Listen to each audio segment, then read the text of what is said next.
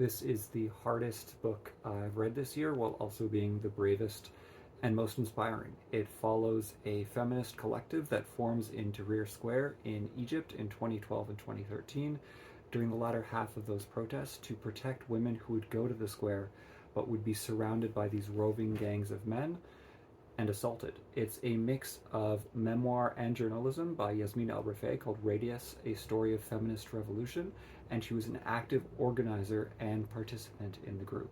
The first third of the book is the most harrowing. It has first-hand interviews of victims of assault as well as members of the collective who went in to rescue women and were themselves assaulted. But if you get through that and that powerful, powerful testimony, the book then opens up and expands to become a really fascinating exploration of organizing and of trauma.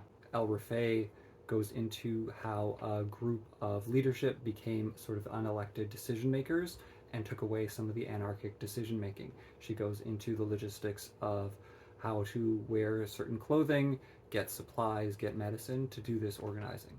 Also, because this book is published 10 years after the organization and the revolution fell apart, it's a really interesting exploration of dislocation. El-Rifae moves to New York and only goes back to Egypt occasionally to reconnect with friends and talk about their memories of the organization.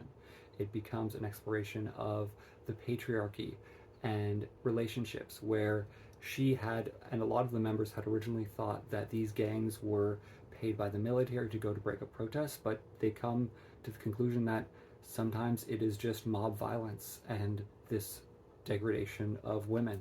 It becomes a story of failure, but the hope that the revolution inspired, and it becomes a deeply humanistic book of looking for that inspiration, as well as a really practical guide to organizing this sort of feminist collective to really be the change that you want to see in the world, even if you don't make it.